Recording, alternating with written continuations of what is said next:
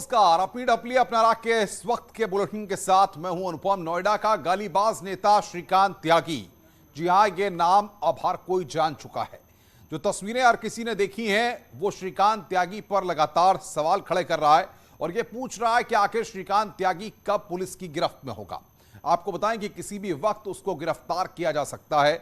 Police की 4 टीमें श्रीकांत त्यागी को पकड़ने के लिए उसके सभी ठिकानों पर लगातार नजर बनाई हुई हैं और दबिश दे रही हैं। श्रीकांत के 4 करीबियों को फिलहाल पुलिस ने हिरासत में ले लिया है, जिसमें उसकी पत्नी भी शामिल है। नौकर और मैनेजर को भी पुलिस ने पकड़ रखा है। साथ ही इस गालीबाज नेता की 3 लग्जरी गाड़ियां भी पुलिस ने जब्त कर ली हैं। श्रीकांत त्यागी के ऊपर पुलिस ने 5 धाराओं में केस दर्ज किया है।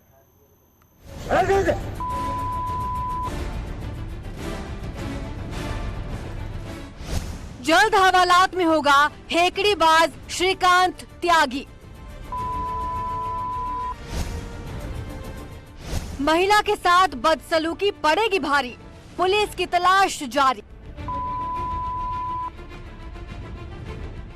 गालीबाज नेता के वायरल वीडियो से शुरू हुआ सियासी बवाल।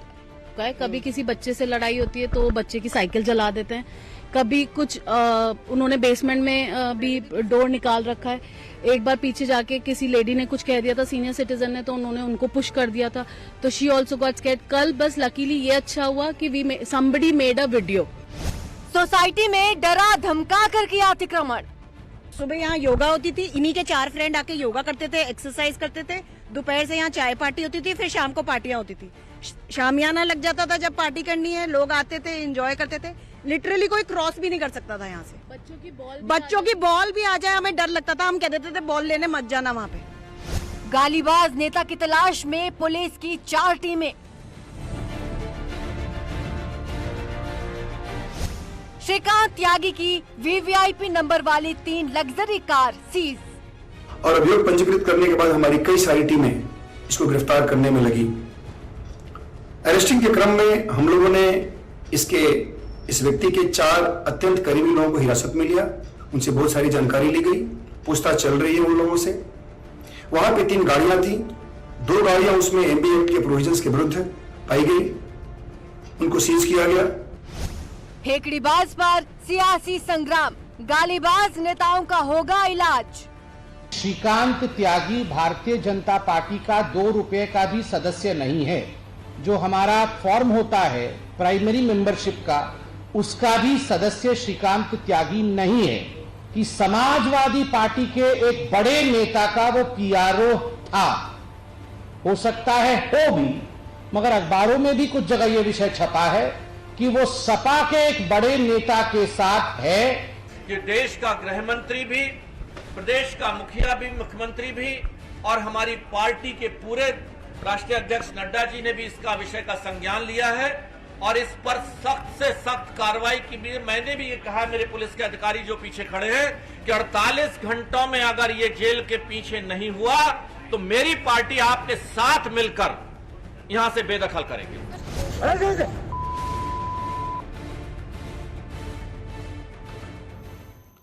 श्रीकांत त्यागी की गिरफ्तारी को क्लोजली मॉनिटर कर रही आईपीएस अंकिता शर्मा ने न्यूज 18 से खास बातचीत की है। श्रीकांत त्यागी को लेकर लगातार पुलिस छापेमारी कर रही है, क्लोज मॉनिटर कर रही है एडिशनल डीसीपी अंकिता शर्मा। सीधे उन्हीं से बातचीत करते हैं। मैम, अब तक परिवार के कितने सदस्यों से पूछताछ की जा चुकी है? क्या की पॉइंट्स हैं जो निकल के आए और आप लोग कहां का दबिश मार रहे हैं? हमने श्रीकांत त्यागी के कुछ परिवार और मित्रजनों को हिरासत में लिया था, उनसे पूछताछ की गई है। उसके अलावा भी उनके सभी निकट परिजनों से हम लगातार पूछताछ कर रहे हैं। उसके हिसाब से जितने भी उनके पॉसिबल हाई डाउट्स हैं उन सभी पे हम दबिश दे रहे हैं। बहुत शीघ्र ही उनकी गिरफ्तारी कर ली जाएगी। मैम, जिस तरीके से बताया जा रहा है शुरुआती तौर में 4 टीमों का गठन किया गया था, लेकिन अब जो सूचनाएं हैं कि टीमें बढ़ा दी गई हैं और जगह लगातार छापेमारी की जा रही है, क्या संख्या बढ़ाई गई है? जी, हमारी कई टीमें इस प्रयास में लगी हुई हैं कि शीघ्र ही श्रीकांत त्यागी की गिरफ्तारी कर ली जाए। 48 घंटे का अल्टीमेटम था सांसद महेश शर्मा की तरफ से, तो क्या माना जाए कि अब 24 घंटे बचे हैं, आप लोग जल्दी इसको वर्कआउट कर लेंगे? जी, बहुत शीघ्र अतिशीघ्र हम श्रीकांत त्यागी की गिरफ्तारी कर आप सभी को सूचित कर देंगे। शुक्रिया मैम बातचीत के लिए। कैमरामैन जगदीश के साथ हिमांशु शुक्ला, न्यूज़ 18 नोएडा। और बातचीत करने के लिए हिमांशु शुक्ला हमारे संवाददाता ग्राउंड जीरो पर सीधे हैं। नोएडा में लगातार इस बड़ी खबर पर हिमांशु नजर बनाए हुए हैं। हिमांशु, सबसे महत्वपूर्ण बात यह है कि 24 घंटे हो गए अब तक श्रीकांत त्यागी नोएडा पुलिस की गिरफ्त से बाहर है। ऐसे में क्या प्लानिंग हो रही है, किस तरीके से रणनीति तैयार कर रही है पुलिस? देखिए अनुपम, आपको बता दें सबसे बड़ा अपडेट यही है कि शुरुआती तौर पे 4 टीमों का गठन किया गया था, लेकिन बाद में टीमें बढ़ा दी गई हैं। कई थाने, यानी ये कह सकते हैं जो सेंट्रल जोन में करीब 8 से 9 थाने हैं, सभी टीमों का गठन कर दिया। थाने में इस समय फेस 2 थाने के बाहर खड़े हैं। यहां पर देखेंगे हलचल तेज कर दी गई है। इसके अलावा यहां पे खुद अंकिता शर्मा आई थी मॉनिटरिंग के लिए और यहां से कई टीमों को अभी फिलहाल रवाना किया गया है। और जिस तरीके से मामला तूल पकड़ रहा है, क्योंकि 48 घंटे का अल्टीमेटम दिया गया था, 24 घंटे महज पुलिस के पास बचे हैं। आपको बता दें इसके अलावा एसओजी, क्राइम ब्रांच, कई थानों की जो फोर्स है उसको लगा दिया, टीमें बढ़ा दी हैं। और जो निकट परिजन है, यानी जिस तरीके से हम लोगों ने आईपीएस अंकिता शर्मा से बातचीत की है, उन्होंने भी ये स्पष्ट किया है कि कई लोगों को शुरुआती तौर में परिवार के 4 लोगों को हिरासत में लिया था, लेकिन बाद में करीब 5 से 7 लोगों को, जो उनके इष्ट मित्र और जो परिजन है, उन सभी लोगों को जो है वो हिरासत में लिया है। पूछताछ की जा रही है और लगातार पुलिस दबिश भी मार रही है। जो भी अभी बताएं, जो सूत्रों से जानकारी मिली है, गाजियाबाद के लिए एक टीम रवाना हुई है, गाजियाबाद में दबिश दे रही है। लगातार जिस तरीके से मामला ने तूल पकड़ा है, जिस तरीके से वो अभद्रता का वीडियो सामने आया, उसके बाद पुलिस भी अलर्ट है, एक्टिव है। टीमों की संख्या बढ़ा दी गई है, करीब करीब 1 दर्जन से ज्यादा टीमें लगा दी गई हैं। एसओजी की टीम, क्राइम ब्रांच की टीम और थानों की टीम, ये सब लगा दी गई है। उसके बाद सर्विलांस पे नंबर रखे गए। ये माना जा रहा है कि जल्द से जल्द इस मामले में पुलिस गिरफ्तारी करेगी, क्योंकि नाक का सवाल बन गया है। 24 घंटे से ज्यादा का वक्त गुजर गया है और श्रीकांत त्यागी अभी पुलिस की गिरफ्त से बाहर है। जी बिल्कुल हिमांशु, आगे भी आपसे अपडेट लेंगे, आप बने रहिए। हिमांशु शुक्ला हमारे संवाददाता इस वक्त की बड़ी खबर पर हमें अपडेट दे रहे थे।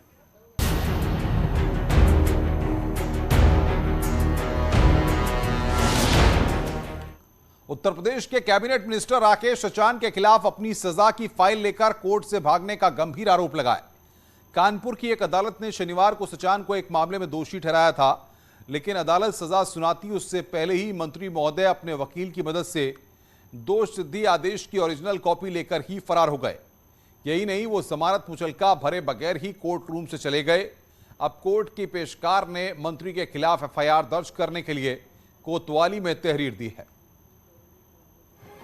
दरअसल साल 1991 में तत्कालीन समाजवादी पार्टी के नेता राकेश सचान से पुलिस ने एक अवैध हथियार बरामद किया था। इस मामले में उनके खिलाफ सशस्त्र अधिनियम के तहत मामला दर्ज किया गया था। इसी केस 729/1991 में शनिवार को कानपुर की अपर मुख्य महानगर मजिस्ट्रेट 3 की अदालत में सुनवाई चल रही थी। इस दौरान अदालत ने सचान को दोषी ठहराया, यानी राकेश सचान को अदालत दोषी साबित करके सजा सुनाने की तैयारी में थी। इससे पहले बचाव पक्ष को सजा पर बहस शुरू करने को कहा गया, लेकिन मामले में मोड़ तब आ गया जब राकेश सचान आदेश की फाइल ही लेकर कोर्ट से गायब हो गए। इसके बाद पूरे कोर्ट और पुलिस प्रशासन में हड़कंप मच गया। वहीं नेताजी ने बयान जारी कर कहा है कि वो किसी जरूरी काम से कोर्ट से निकले थे। उनके खिलाफ साजिश के तहत गलत प्रचार किया जा रहा है। वो कल कोर्ट में अपना पक्ष रखेंगे। और मैं कल अदालत ट्रायल में मुकदमा चल रहा था, कल तारीख थी हमारी। वकील साहब ने कहा था कि तारीख में आना है। मैं तारीख में 11 बजे पहुंच गया और 11 बजे में वहाँ पहुँचने के बाद ये था कि कुछ टाइम लगेगा, तो हमने कहा एग्जाम्शन की, उन्होंने कहा हाजिरी माफ़ी की मैं तारीख दिए दे रहा हूँ, मेरे प्रोग्राम लगे थे। तो मैं वहाँ से करीब 12 बजे निकल आया और 12 बजे निकल के मैं अपने रूटीन के कार्यक्रमों में, पुखराया में जनता दरबार था, भंडारा था, वहाँ चले गए। फिर हमारा एक उद्यमियों का कार्यक्रम था, अमृत महोत्सव के कार्यक्रम की तैयारी में भी हम लोग चले गए उद्यमियों के बीच में।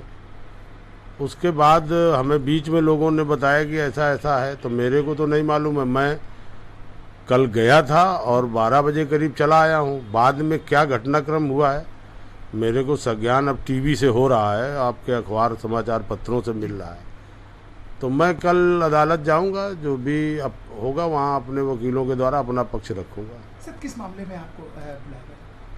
आर्म्स एक्ट का 91 में हमारे ऊपर वाद दर्ज हुआ था, वही मामले पर कल तारीख थी, उसी मामले में मैं कल गया था।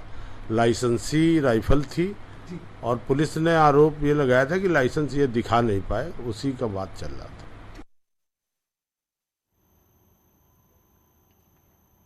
तो कल फिर से कोर्ट में पेश होंगे। यहां पर राकेश सचान इस बात की जानकारी कह रहे हैं, वो कह रहे हैं कोर्ट से मैं गायब नहीं हुआ, वकील के जरिए अपना पक्ष रखेंगे राकेश सचान।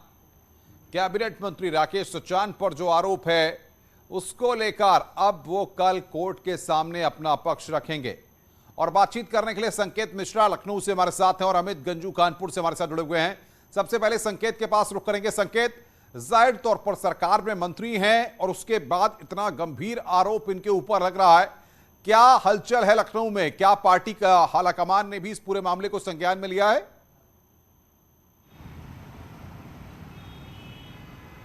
बिल्कुल जाहिर सी बात है कि जो 31 साल पुराना ये मामला था राकेश सचान का, जिसमें आर्मस्ट्रक्ट के मामले में इनको सजा हुई है और उसके बाद से जो भी घटनाक्रम हुआ, भारतीय जनता पार्टी की तरफ से सीधे तौर पर निर्देश है कि आज राकेश सचान के मिर्जापुर और बनारस में जो कार्यक्रम थे वो पूरी तरीके से रद्द हो गए हैं और आगामी कार्यक्रम भी फिलहाल रद्द हैं। और इस समय हम राकेश सचान के आवास के बाहर हैं। ये इनका माल एवेन्यू स्थित बंगला नंबर 1 है, राकेश सचान का आवास है और इसमें राकेश सचान की सुरक्षा भी नहीं है और वो यहाँ पर मौजूद भी नहीं है। बताया ये जा रहा है कि वो कानपुर में मौजूद हैं। यहाँ आवास में जो पीएससी की सुरक्षाकर्मी हैं वो जरूर हैं यहाँ पर, लेकिन जो उनके दूसरे सुरक्षाकर्मी तैनात किए गए थे जो स्कॉट की तरफ से है वो यहाँ पर नहीं है। इसके अलावा जो दूसरा स्टाफ है वो भी अब यहाँ से चला गया है। तो ऐसे में एक बात साफ है कि राकेश सचान, यहाँ स्टाफ का कहना है कि वो यहाँ पर मौजूद नहीं है। कुछ देर पहले यहाँ पर ये ताला पड़ा था लेकिन ताला ये खुल गया है अब, और पीएससी के सुरक्षाकर्मी जरूर यहाँ पर मौजूद हैं और पीछे का गेट है इस आवास के बाहर वो जरूर खुला हुआ है। तो ऐसे में एक बात साफ है कि जो ये घटनाक्रम हुआ इसको लेकर सरकार पूरी तरीके से, सरकार की तरफ से भी निर्देश है कि अभी तक कोई सरकारी, जो मिर्जापुर में आज इनका कार्यक्रम था वो कार्यक्रम रद्द हो गया है, बनारस में कार्यक्रम था वो रद्द हो गया है और अगले 2 दिन तक कोई भी कार्यक्रम राकेश सचान का नहीं जारी हो रहा है, ना पार्टी की तरफ से ना सरकार की तरफ से। बिल्कुल, आप संकेत बने रहिए हमारे साथ। अमित गंजू भी हमारे साथ कानपुर से जुड़े हुए हैं। अमित, अदालत परिसर में ऐसा क्या हुआ जिसके बाद राकेश सचान पर बड़े गंभीर आरोप लगे हैं? वहां जो प्रत्यक्षदर्शी हैं, जो वकील हैं या जो लोग वहां पर मौजूद थे, क्या जानकारियां उनके हवाले से निकलकर सामने आ रही हैं?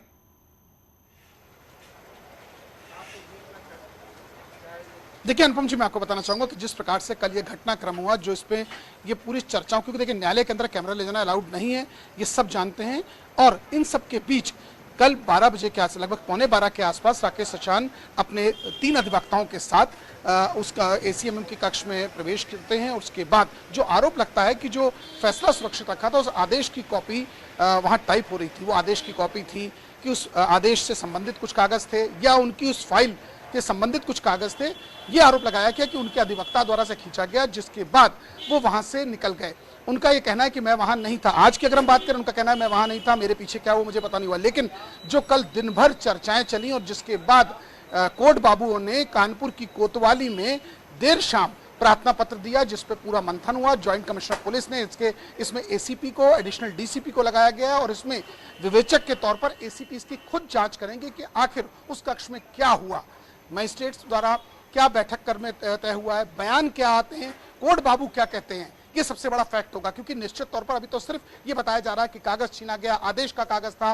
वहीं अधिवक्ता ने उनके कल बताया कि उनका स्वास्थ्य ठीक नहीं था, उनकी तबीयत बिगड़ गई, उनका बीपी हाई हो गया। न्यूज 18 ने उनके तमाम समर्थकों से बात की तो उन्होंने बताया तो उनको ब्लड प्रेशर हाई है, किसी ने कहा उनको पल्पिटेशन हाई हो गया था इसलिए न्यायालय से जाना पड़ा, ऐसी तमाम चीजें। बिल्कुल अमित, आपका और संकेत आपका बहुत बहुत शुक्रिया हमारे साथ जुड़ने के लिए और तमाम चीजों को विस्तार से बताने के लिए। खबर की बात कर रहे हैं, मुख्तार अंसारी के विधायक बेटे अब्बास के आवास पर पुलिस की दबिश। महानगर पुलिस ने, आपको बता दें कि अब्बास अंसारी की सरकारी आवास पर दबिश दी है। दारुल शफा के विधायक के निवास 107 नंबर पर दबिश दी गई है। अब्बास अंसारी के खिलाफ जारी किया गया है गिरफ्तारी वारंट। लखनऊ पुलिस को बगैर बताए हथियार लाइसेंस नई दिल्ली ट्रांसफर कराने का मामला है। एक लाइसेंस पर धोखाधड़ी कर कई हथियार लेने का भी आरोप है। अब्बास अंसारी की अग्रिम जमानत अर्जी पर खारिज हो चुकी है। ऐसे में पुलिस ने यहां पर कई जगह पर दबिश दी है। तो विधायक के आवास पर दबिश दी गई है, यह जानकारी हम आपको बता रहे हैं। मुख्तार के बेटे की तलाश यहां पर पुलिस कर रही है और इसको लेकर छापेमारी जारी है। पुलिस ने कई जगह पर दबिश दी है। तो दो तस्वीरें इस वक्त हम आपको दिखा रहे हैं, अब्बास पर शिकंजा और पुलिस की छापेमारी। तो लगातार शिकंजा यहां पर पुलिस का कस्ता दिखाई दे रहा है। अब्बास अंसारी पर शिकंजा कसता हुआ नजर आ रहा है। पुलिस ने कई जगह पर दबिश दी है। विधायक के आवास पर भी दबिश दी गई है। अब्बास अंसारी पर शिकंजा कसता हुआ नजर आ रहा है। मुख्तार के बेटे की तलाश यहां पर पुलिस कर रही है। तो ये तस्वीरें इस वक्त हम आपको दिखा रहे हैं। अब्बास अंसारी की तस्वीर आप देख रहे हैं और दूसरी तस्वीर पुलिस की। और बातचीत करने के लिए ऋषभ मणि त्रिपाठी हमारे साथ जुड़ गए हैं। ऋषभ, अब्बास अंसारी की भी मुश्किलें अब बढ़ने वाली हैं।